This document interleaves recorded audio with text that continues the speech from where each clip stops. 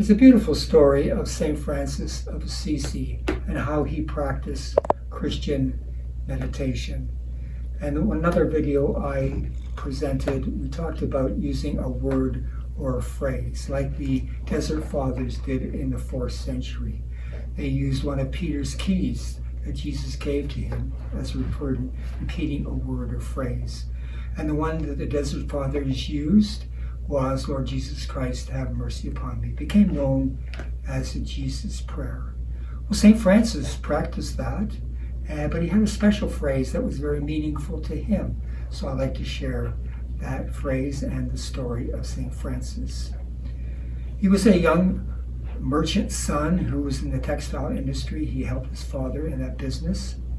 And then he entered the war, but during the time of working with his business, he was known as the great troubadour. He would love to party into the night with his friends in a joyous way, a celebration in a wholesome way. But then he entered the war, was injured, and he received a healing. He was put on this cot, in this bed beside a window, and apparently when the sun rose, St. Francis felt a connection with the sun, became his brother's son. As we know, St. Francis felt all of creation was his brothers and sisters, brother sun, sister moon, sister rock, brother tree. So apparently when the sun rose, St. Francis would come out of the delirious state and felt connected.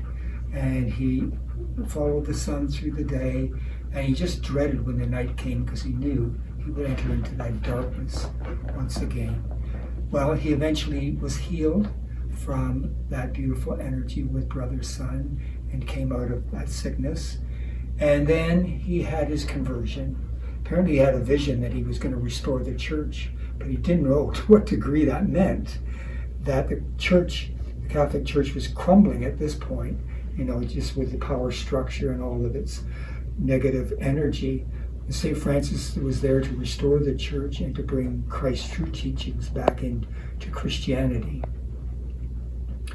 Well, he had his conversion. He left his father in a very interesting way and went into the forest to embrace Lady Poverty and live the life of spirituality, and felt a life that Christ would feel that he would be pleased with. So he entered the forest and lived his life as in prayer. And there was this young man who had been a student of St. Francis, one of the disciples when he was a great troubadour, and was also a merchant. He saw the conversion of St. Francis and was just fascinated.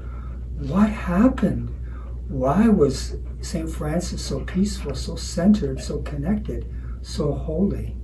And he wanted to know why. So he went out into the forest to greet Francis, and he asked him to come back to his home. Now, Francis didn't want to do that. He wanted to stay in the forest and live the life that he now had adopted. But the fellow was so insistent and was his friend that he decided to come and spend and have an evening with his friend and a meal.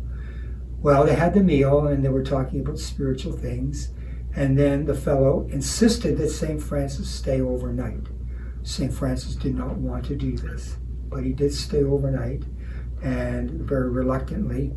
Now, the man had this planned. What he was going to do was have a bed by the fire.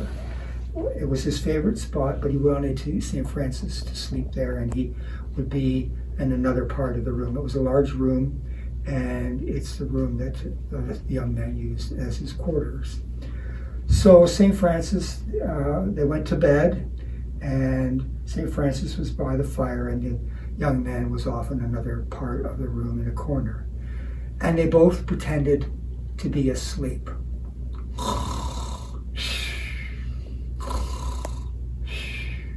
St. Francis had one eye open, was watching to see when his friend would be asleep.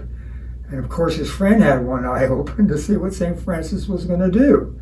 So this went on for quite a while, and finally, when they both thought each other was asleep, St. Francis got up very quietly out of the bed, and he knelt by the fire.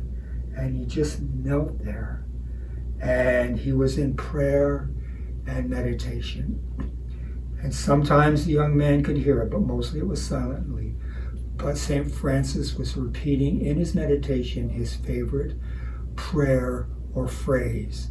And it goes like this: my God and my all, my God and my all, my God and my all. And the way he was saying it, the young man could hear it. He was just in tears from the devotion that Francis was giving as he was repeating this phrase, my God and my all.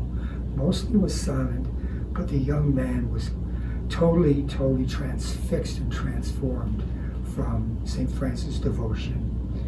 Well, the story goes that St. Francis was there all night in prayer, as Jesus was all night in prayer in the mountain.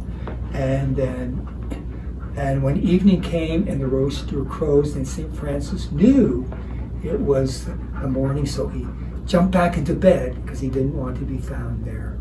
And the young man who became St. Bernard, one of St. Francis' foremost disciple, was transformed from that experience and St. Francis' devotion.